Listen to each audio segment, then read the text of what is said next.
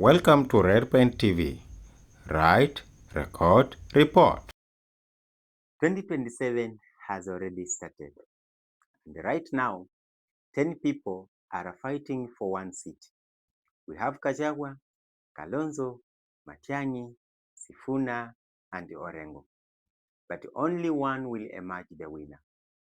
Who is this person? Welcome to Red Pen TV. I am Jeremiah Simiyu Famba. Before we start, kindly subscribe to Red Pen TV because we break down power, not just politics. As Julius Nyerere said, unity will not make us rich, but it can make it difficult for Africa to be disregarded. And right now, unity is the opposition's biggest seat or test. Let's break down the 2027 JIGSAW. Now, we have three groups all eyeing for State House. Block 1 is the United Opposition. The leaders for United Opposition are Rigiji, Kalonzo, Matiang'i, Wamalwa, Karua, and Maraga. Their goal is to have one presidential candidate.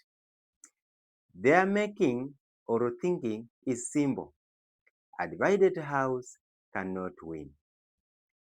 As Lincoln said, a house divided against itself cannot stand. Their strength is that they cover Mount Kenya, Ukambani, Gusii, and Western. Their weakness is this: who will sacrifice their ambition? Block 2 is Linda Mwananchi, led by Edwin Sifuna.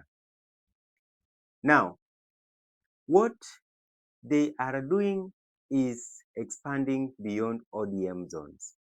That is Thika, Meru, Eldoret, and Nakuru. Their target is 24 counties or 24 county rallies before a major declaration in September in Nairobi. Their message is, we are a voice of the people, not power brokers. And their strength is the Gen Z energy and the new face. Their weakness is they are still building rational structure. Block 3 is the ODM old guard split. We have Oburu Odinga defending the Siaya Senate seat. We have Gladys Wanga defending the Homa Bay governor seat. And we have James Orengo, who has declared a presidential candidate. Orengo's line is that the Luo community must have a candidate. Their strength is ODM brand and the ground. And their weakness is 3 voices in one party, that is risk of confusion. Now, the big problem is, number 1, ambition versus unity. As Mahatma Gandhi said, no one can hurt me without my permission. And right now, the opposition can only hurt itself. There are too many presidential hopefuls and too few running mates. Problem 2 is trust deficit.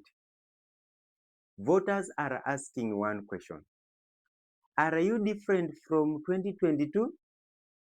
Just as Barack Obama said, and I quote, "Change will not come if we want for some other person or some other time." People want to see action, not just meetings. And problem 3 is the clock. IEBC registration is on. Rallies have started. As Nelson Mandela said, it always seems impossible until it is done. If they delay, organization will beat their motion. Now, what are the numbers say? 2022, mathematics still matters. President Ruto won because 17 counties gave him 63 of the votes, 63% of the votes. 10 Mount Kenya counties plus 7 Rift Valley counties. And that one gave him 7.1 million votes. So the battle plan for everyone is this.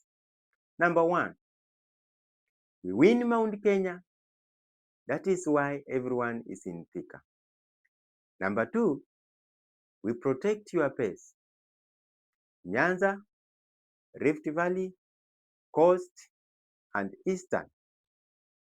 And number three, fight for swing votes. That is Nairobi, Nakuru, and Kiambu.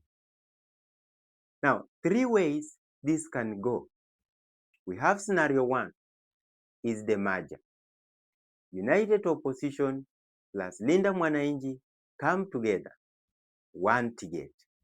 Scenario two is the coalitions, the two coalitions. Two strong opposition blocks and votes get split. And scenario three is fragmentation. Everyone runs separately, party interest over national interest. As Winston Churchill said, to improve is to change, to be perfect. To improve is to change, and to be perfect is to change often. The question now is, which path will they choose? 2027 is about one man. It is about strategy, unity, and the people. If this analysis helped you understand the game, then like this video, subscribe to Red Pen TV, because we break down power, not just politics. And comment below, who has the best strategy to beat Ruto 2027? I am Jeremiah Simiyu Famba. We meet again tomorrow for another breakdown on Red Pen TV. Thank you very much for watching. Thank you for watching Red Pen TV.